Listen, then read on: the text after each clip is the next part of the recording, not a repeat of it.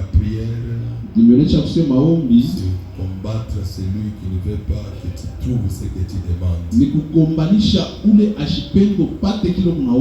Je vous ai dit certains points que je toucherai peut-être le dimanche. Tu dois toujours retenir que tout ce que tu demandes là, il y a un monde des hommes, un monde des esprits qui n'ont jamais accepté que tu touches ce que tu demandes.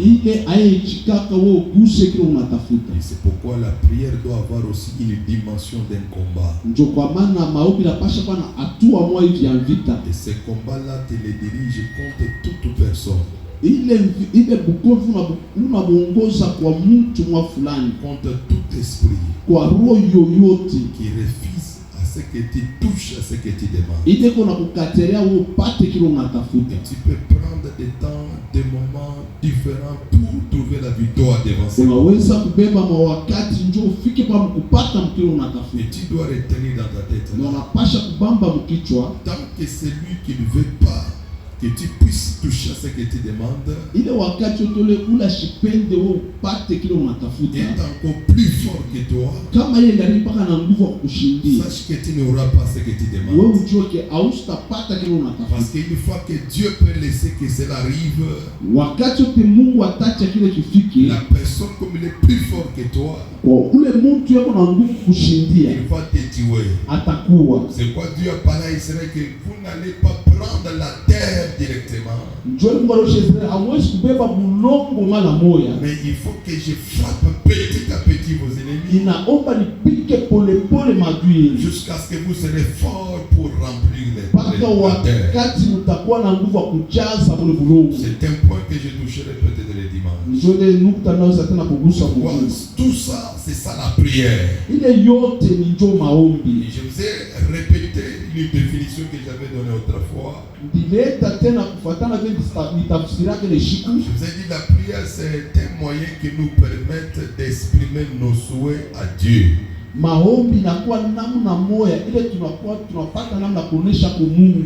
C'est-à-dire les choses qui me dérangent, je regarde que ça ne tient pas. Je dois recourir à la prière pour mieux parler ce que mon cœur a besoin. Écoutez, cessez beaucoup de pleurnicher.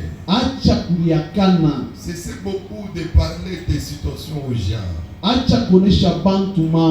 Crée des moments, parle avec Dieu. Il n'y a que Dieu qui peut toucher ton cœur. Il peut combler tes vides. Les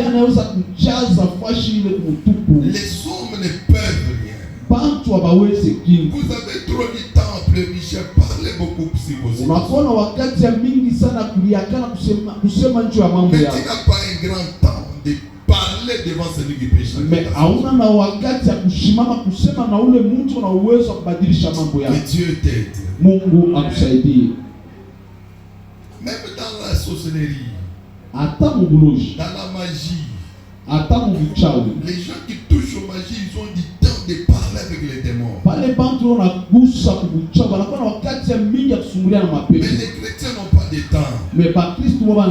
Le peu de temps que nous gagnons l'église, c'est pour trouver une dimension, une force qui doit nous aider à aller travailler dans nos maisons.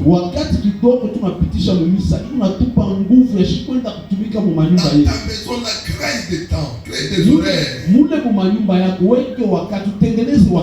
pour parler de ta situation devant Dieu. Il n'y a que toi qui peux bien parler de ce qui te dérange. Ne laisse pas le temps passer inutilement en regardant les vidéos, les TikTok, mais tu souffres.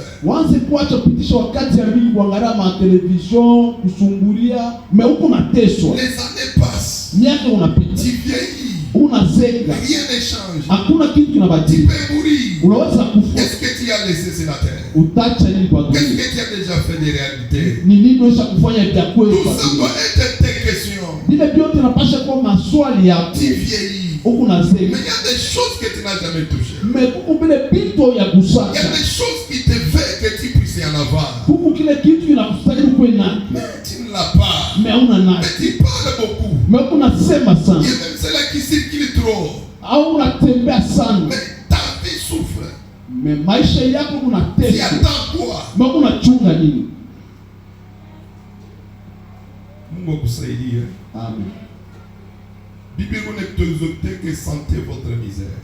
Biblia unasema mshikie uchungu wenu. Du point où quelqu'un est dans le misère mais il ne pressent pas les douleurs de sa misère. Mpaka wakati mtu wa mateso meshikie uchungu ile mateso. Il vit quand même cette vie-là, il s'est habitué, il est là à l'aise. Unaishi ile maisha ya kusogelea eko tu huru. Kama kuna ina mpepo na kutosha au nom de Jésus. Amen. Mungu kustimulile watu kusikia uchungu wa mateso. Mungu akusaidia kupandisha usikia uchungu wa susi yako. Sasa upenda paka unakula sana, unasabu, unaangalia TikTok, unacheka kanyama, les années passent, ngara maisha yako vile unatembea. Yeah. Na unaona Mungu yeye tuge atabifanya vile unataka.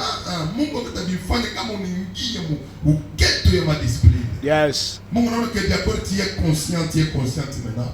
Unakuwa besoin maisha changer atakusaidia. Amen. Mais kama unakuwa tu distrait, utateswa sana. Parce que kuna buluma monde spirituel na tena monde ya bantu. Bila spiritualite kuna buluma kufanya kama unabishinda maisha kutateswa. Kwa mimi nilipenda sana mtu mauze wakati unasema maisha ya kuweza na kuendelea haina hata mambo kwa chrétien.